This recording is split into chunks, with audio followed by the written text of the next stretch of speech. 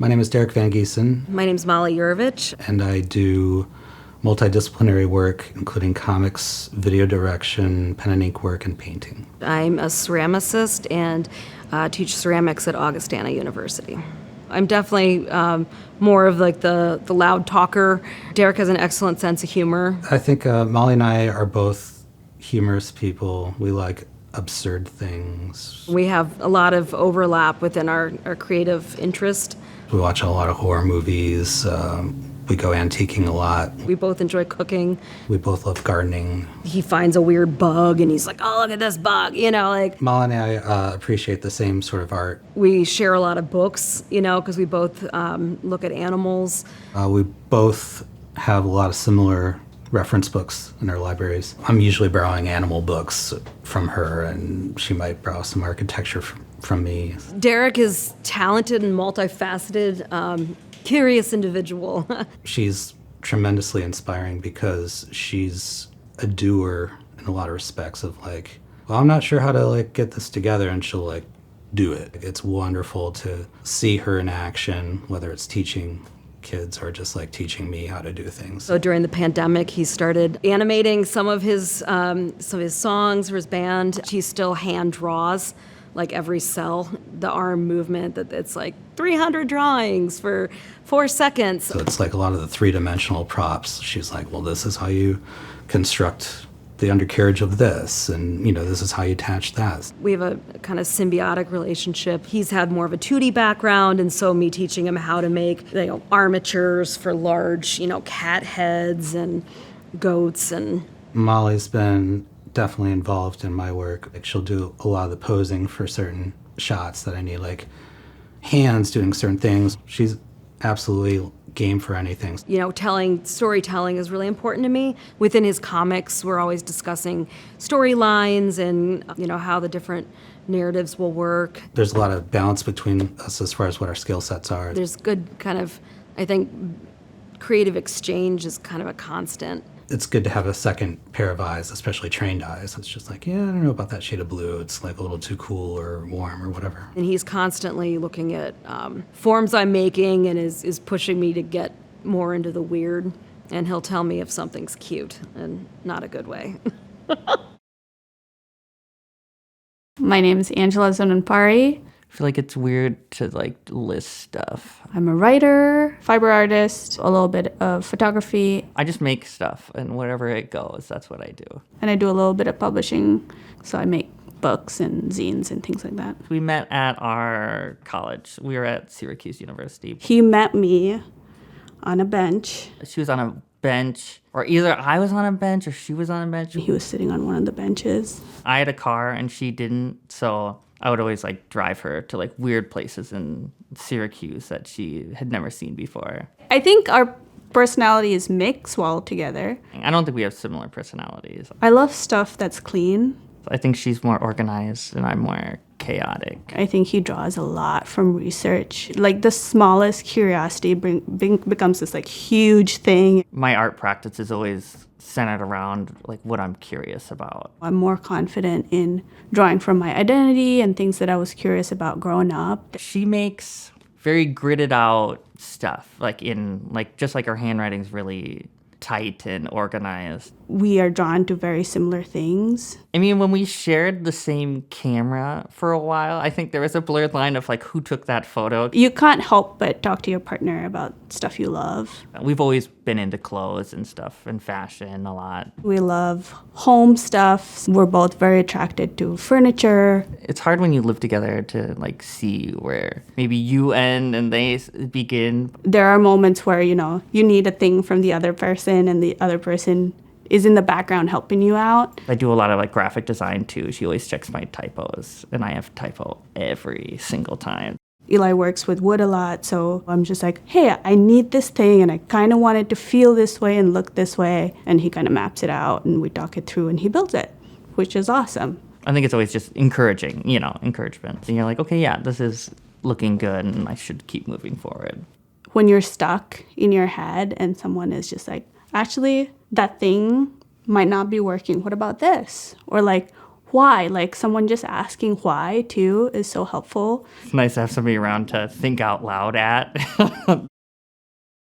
My name's Peter Reichardt. I'm an artist and educator at South Dakota State University. Well, I'm Kristyn Weaver, and I make drawings. So I make primarily drawings, paintings here and there, but I always consider myself a drawer. Expanding foam, rubber, sculptures, small, like put on a pedestal things.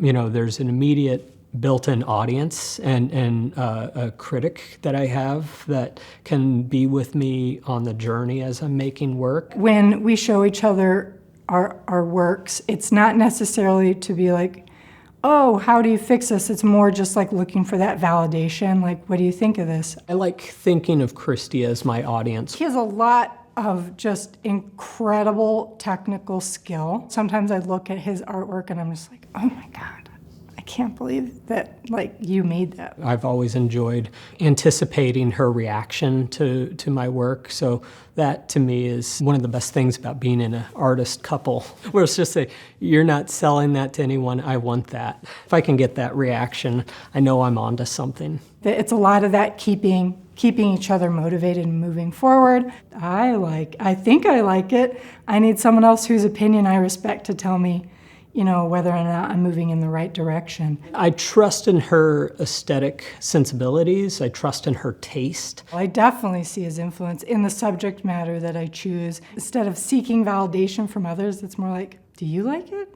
Great, move forward with it. Or work with colors that I like instead of questioning whether or not it's appropriate. He's always kind of encouraged that. Some of her color choices, in particular neon pink, is something that I've kind of adopted, or at least it's crept into my work, and it's a little shared something that we have with one another. I know that that's maybe a reference to Christy in my work, and whether other people see it or not, you know, doesn't really matter, but for me, it's nice to see that little touch of her here and there in my work. Honestly, I don't know where Peter's ideas come from. Sometimes I'm just so impressed by them. I'm like, God, how did he come up with that? I'm Darcy Millette. I'm a painter. I like to work on murals, and I like to do paintings that are inspired by nature. Hi, my name is Anthony Millette. I'm a ceramic artist who occasionally likes to draw and make things out of wood. I like to spend time in the garden. He likes to cook and prepare meals. And part of the wonderful things about art is trying to notice those things that maybe get passed by on a regular basis. We do have a lot of conversations on the things that we're reading and we're listening to. That'll inspire me to research what he's been researching. And gosh, I feel like creativity seeps in everywhere, you know, for the landscaping of the garden, you know, just every day. Everything from your life comes together in your artwork, so it's all related. I think she's more of a type A personality. I'm the dreamer. And Tony's more logical. Much more cleanly and organized. I'm a little bit more chaotic and less cleanly. I think we have complementary personalities. I always have these big schemes, and he has the logistics of how it probably won't work, or we could make it work. I like to get her gut reaction on things. When it's all out there after a firing and it's on the table, I can see the things that she's drawn to and the things that she passes over. He does help me build my frames. He makes things on a whole nother level. So then I feel like my artwork needs to be on that level of presentation. We're all too eager to beat ourselves down. It's important to build each other up is a good practice to get into. Having a relationship with another artist is inspiring. Probably the understanding and mutual support.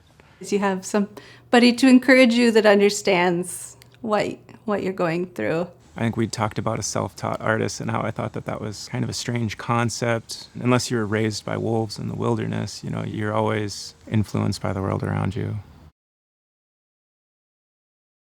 I'm Cory Knedler. My name is Young-A Kim. I'm the chair for the Department of Art at the University of South Dakota. And I do teach graphic design at USD. I am also a printmaker. I make illustrative painting and illustrations. No, our personalities are vastly different. No, we're completely opposite. I just kind of do whatever comes my way that day. He does not want to make plan. And young A loves to plan. Yeah, I make all the itinerary to make a list, and we go this and we do that. And she has influenced me quite a few ways. he does more like a spontaneous process. I am what you would call a dirty printmaker.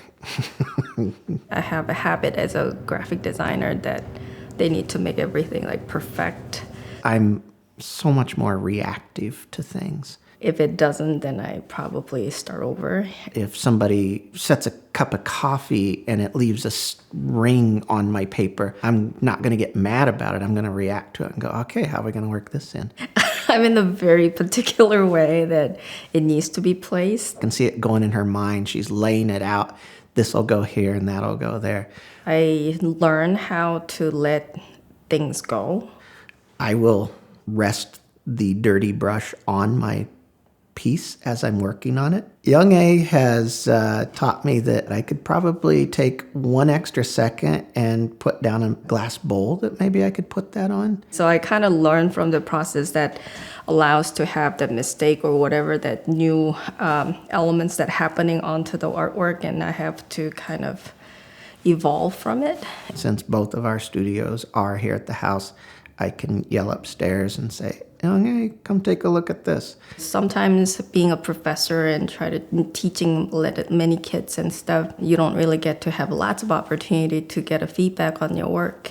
It's nice to have somebody immediately here to bounce an idea off of. Being able to hear constructive criticism on your work that is available next to you. Yeah, that works. Or why don't you try this instead? And then you can share your intellectual knowledge with that in the same level. Color's something I have to kind of sneak up on, whereas she seems really comfortable with it.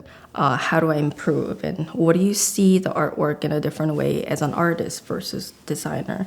So there's a lot of process I learned from him. I lean on her often for some color choices. It hasn't finished yet.